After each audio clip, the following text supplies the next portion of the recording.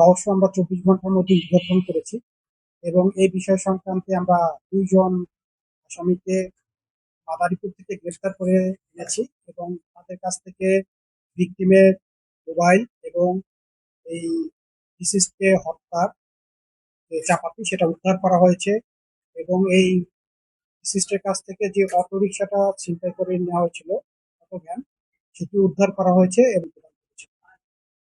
ঘটনার প্রেক্ষাপট হলো যে আমরা গত 10ই আগস্ট সকাল 10:30টার দিকে খবর পাই যে ঢাকা আশুলিয়া মহাসড়কের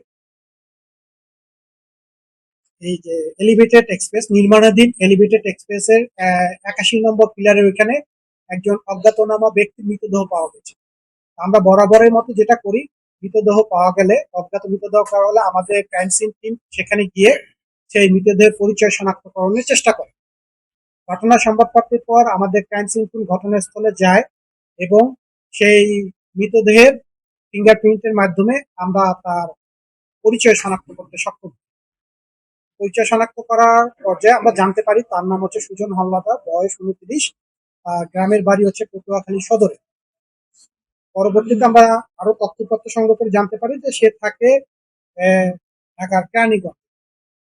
থানা পুলিশ আমাদের কাছ থেকে তথ্য নিয়ে তার পরিবারকে অবগত করে এবং পরিবার 10ই আগস্ট বিকাল 5টার দিকে এসে এটা তাদেরই সুজন হাওলাদারকে তারা শনাক্ত করে। ছায়াতদন্তের এক পর্যায়ে আমরা ভিকটিমের সাথে তার এক বন্ধু সংশ্লিষ্টতার বিষয়ে আমরা এটা সন্দেহ ভাজন হিসাবে আমরা মামলা চলমান রাখে এটা তদন্ত কার্যক্রমটা শুরু করি, ছায়া তদন্ত শুরু করি। ছায়া তদন্তের এক পর্যায়ে আমরা কিছু তথ্য পাই যে এই ঘটনার সাথে সংশ্লিষ্ট যে সন্দেহভাজন আসামি সে মাদারীপুর গিয়েছে এবং সেখান থেকে পরবর্তীতে আমাদের টিম ওই দিন রাতে গিয়ে মাদারীপুর থেকে তাকে এই অটো ভ্যান এবং যার কাছে সে অটো ভ্যান বিক্রি করেছে তাকে সহ আমরা গ্রেপ্তার করতে সক্ষম হই। আমাদের প্রাপ্ত তথ্যপত্র এবং ঘটনার বিশ্লেষণে জানা যায় ডিসিজড সুজন হাওলাদার, বয়স 29, তার বয়স হবে 39, সে ওইখানে অটো ভ্যান চালায়। এদের 2জনের সাথে দেখা হয় 8ই আগস্ট নয়াবাজার এলাকায়। যে ভিকটিমের অটো ভ্যানটি যেই গ্যারেজে ছিল সেই গ্যারেজে, সেখানে গিয়ে তারা একসাথে ইয়াবা সেবন করে। ইয়াবা সেবন করার পর এই আসামি মারুফ চলে আসে আর ওখানে ডিসিজ যে আছে সুজন হাওলাদার সে থেকে যায়। সুজন হাওলাদার পরবর্তীতে একই 8ই আগস্ট রাত 8টার দিকে তাকে ফোন করে, মানে আসামি মারুফকে ফোন করে যে একটা কাজ আছে, আমরা মালামাল আনতে যাব গাজীপুরের কাশিমপুরে, ওকে আসতে বল। আসামি মোহাম্মদপুরে আসে 9টার দিকে আসার পর এই আসামি মারুফ আর এই ডিসিজড সুজন হাওলাদার একত্রে এই মালামাল আনার জন্য রওনা দেয়। ভেরিবাদ হয়ে তারা গাজীপুরে চলে যায়, গাজীপুর কাশিমপুরে গিয়ে 12:30 ওই দিনই রাত 12:30টার দিকে পৌঁছার পর কাশিমপুরে থাকে তার ছোট ভাই ফারুক। এই ফারুকের কাছে তারা ফারুকের ওখানে রাতে খাওয়া দাওয়া করে, ওখানে বিশ্রাম নেয় এবং পরবর্তীতে রাত 2:30টার দিকে তারা মালামাল লোড করে, প্লাস্টিকের মালামাল যেটা নিয়ে যাবে ঢাকার লালবাগ। লোড করে তারা 3টার দিকে ওখান থেকে রওনা হয়ে আবার একই পথে ব্যাক আসতেছিল। আসার এক সময় তারা ঢাকা আশুলিয়া মহাসড়কে, এটা আশুলিয়া বাজারের ওইখানে যে নির্মাণাধীন এলিভেটেড এক্সপ্রেসওয়ে 81 নম্বর পিলারের ওইখানে এসে তাদের এই অটো ভ্যানটি নষ্ট হয়েছে। অটো ভ্যানটি নষ্ট হয়ে যাওয়ার পর 2জন মিলেই অনেক চেষ্টা করে অটো ভ্যানটি ঠিক করার জন্য, কিন্তু অটো ভ্যানটি আর ঠিক হয় না, স্টার্ট করতে পারে না।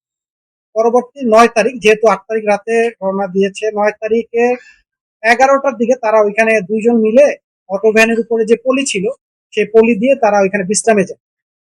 বিশ্রাম নেওয়ার সময়ও আবার তারা 2জন মিলে ওইখানে ইয়াবা সেবনের এক পর্যায়ে যে ডিসিজড সুজন হাওলাদার সে ওখানে শুয়ে রেস্ট নিচ্ছিল।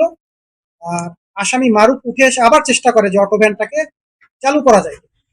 চালু করার এক পর্যায়ে সে দেখে যে 2জন মিলেও চেষ্টা করে, যেটা করতে পারে না।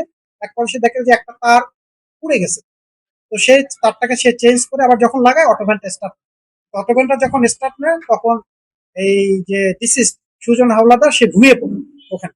তখন সে প্ল্যান করে যে না অটো ভ্যানটা আর তাকে দিবে না, সে এটা নিয়ে চলে যাবে। এটা তার মাথায় আসার পর সে ওখানে অটো ভ্যানের বক্সে চাপাতি ছিল, সেটা আগে থেকে জানতো একটা চাপাতি থাকে, সেই চাপাতিটা সে বের করে সুজনের কাছে চলে যায়।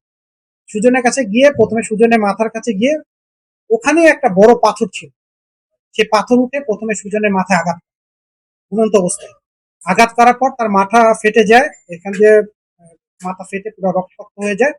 পরবর্তীতে সে এখানে পাশে একটু পানি আছে, সেখানে ডোবার মধ্যে সে এটা ফেলে দেয়, আর তার ডেড বডিটাকে ওই পলি দিয়ে পেঁচিয়ে রাখে। পেঁচিয়ে সে ওই যেহেতু অটো ভ্যান স্টার্ট নিয়েছে, সে অটো ভ্যান হয়েছে। তখন যেহেতু মালামাল নিয়ে তাকে লালবাগে যেতে হবে, সে আরেকজনকে ফোন দেয় অন্য একটা অটো ভ্যান নিয়ে আসবে। অন্য এক ব্যক্তি অটো ভ্যান নিয়ে এসে সেই মালামাল গুলোকে শিফট করে আর এই অটো ভ্যানটাকে পিছনে ট্যাগ করে নিয়ে এই অটো ভ্যানটাকে ট্রেনে নিয়ে চলে। পরবর্তীতে সে এই অটো ভ্যানটা নিয়ে আইয়ুব আলী নামে একজনের গ্যারেজে নিয়ে যায়, এবং এই গ্যারেজে নিয়ে সে ফোন দেয় মাদারীপুরের কাল্পনিক শাকিল, হ্যাঁ, আকাশকে ফোন দেয়। আকাশকে ফোন দেওয়ার পর আকাশকে বলে যে আমার কাছে একটা ভ্যান আছে, তুমি কিনবা কিনা।